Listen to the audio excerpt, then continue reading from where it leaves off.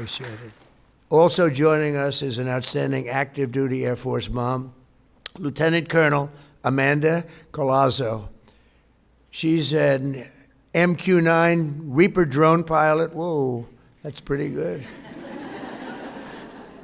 An evaluator, a weapons officer, and desk officer at the Defense Threat Reduction Agency. She has traveled to 20 countries, flown over 7,000 hours, and eliminated many high-value targets. She's a great talent, they say. Our military is strong again, and as Amanda says to herself, and we are, as a nation, we are really respected again. She said that, and it's true. So, Amanda, thank you very much. Where are you, Amanda? Where are you? Come on up here, Amanda. I got to do this. You know, they're not expected to, but they're doing very well. Come on up. That's great.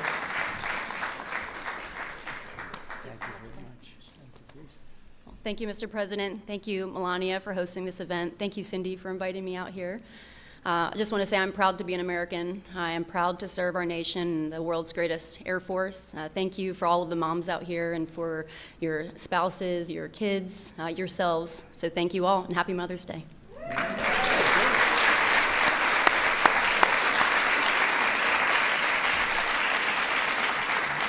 She's very sharp, isn't she?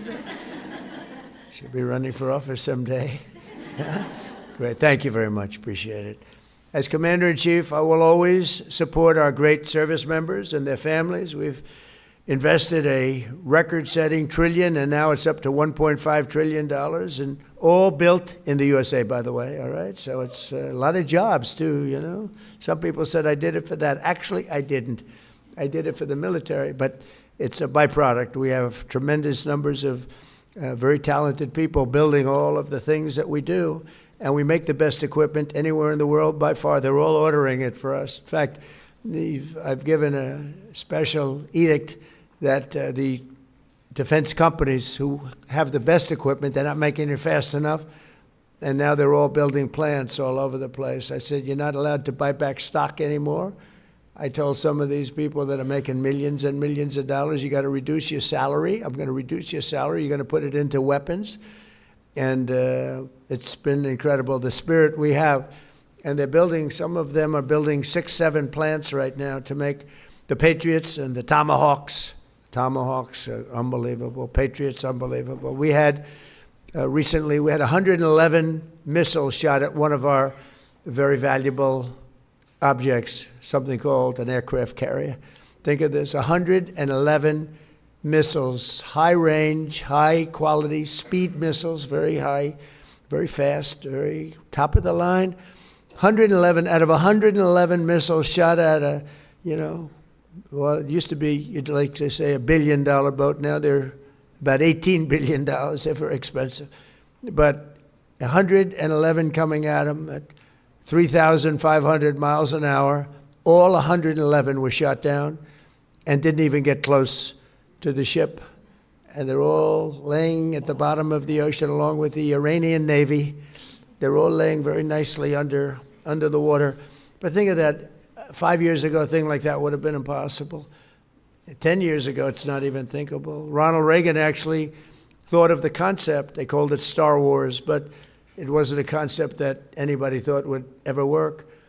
But, you know, you have these things coming at you, and we have the Patriots. The Patriots are the best of them.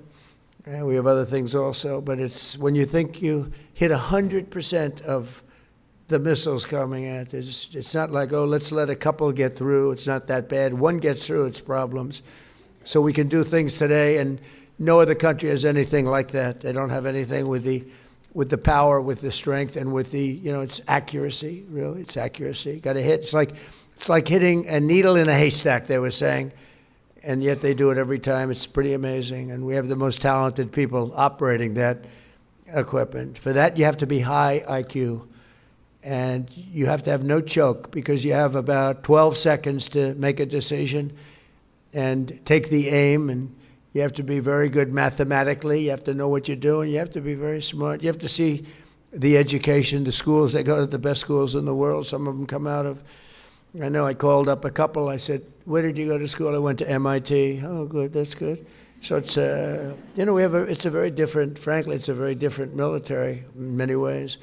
But we have invested a record-setting amount of dollars, and the U.S. Armed Forces is now stronger than it's ever been, and we're getting stronger, and it's so important. Every branch is setting records in recruitment, and I'm very proud of the Space Force because that was a branch that, a new one that came up, and we were losing to Russia and to China in space, and we had it as part of the Air Force, but it wasn't really thought of, once it's part of something. And we put a great general in charge, and the Space Force is now leading the other countries, China, Russia, and there is no fourth, really, and leading them by, we saw numbers the other day, we're leading in space by so much, we're never going to be caught. So I'm very proud of Space Force. First time that's taken place, a new force. The last one was the Air Force, and that was 78 years ago, so this is brand new, and we're very proud of it. It's turned out to be, I think it's going to be one of our most important as time goes by. A lot of the things that you see, a lot of the accuracy of the weapons is caused because of what we created with Space Force, so we're very proud of that. But every branch is setting records in recruitment. When last year, if you remember, before I came to office, actually after the election, it started picking up rapidly, to be honest with you. November 5th, we had a little election. We did quite well. We won every swing state. We won the popular vote. We won everything. We won 87% of the counties. We won it all. But I will tell you, right after that election, it started. But before that, we had the worst recruiting in the history of our country. People didn't want to be in the armed services. They didn't want to be police. They didn't want to be firemen. They didn't want to be anything with a uniform representing our country. And it was the lowest number we've ever had. And I can say very confidently that at this moment, we have the highest recruitment, the most successful recruitment for the military, Army, Navy, the Navy, Air Force, Marines, Coast Guard, Space Force, all of it. We have the highest recruitment, the best recruitment that we've ever had. We have lines of people wanting to get in. We're taking people based on their fitness and their quality. We're taking, you wouldn't believe what the difference it is. And Washington, D.C. is an example. And that's why it's so sad when Melody comes up and talks about that one event, because, the numbers in Washington, D.C. Are so incredible. The numbers have gone down from we had a place that was so unsafe, our great capital, and now it's considered one of the safest cities anywhere in the United States. We went to Memphis, and Memphis was a killing field practically, and now it's down. The numbers are down. Crime 80%. In New Orleans, Louisiana, the governor called up, Jeff Landry, said, sir, we have the Mardi Gras coming up, and we have a lot of crime in the city. Can you do something? And we put our people there, mostly National Guard, but whatever's necessary. And we have, crime was down 79% after 2.5, 3 months. And by the way, if they had the brains in Chicago, they'd ask us to go there. We'll solve the problem for them very quickly. We'd go to San Francisco very quickly. San Francisco would be so easy for us. We'd go to New York and help them out. We'd love to help them out. And we'd get crime numbers down 70%, 80%, 90% in a matter of months. We took it in D.C. was really bad. I don't want to go into the numbers in terms of using the word murder, but it was really bad. And it's gone from that to being, we're down 92%.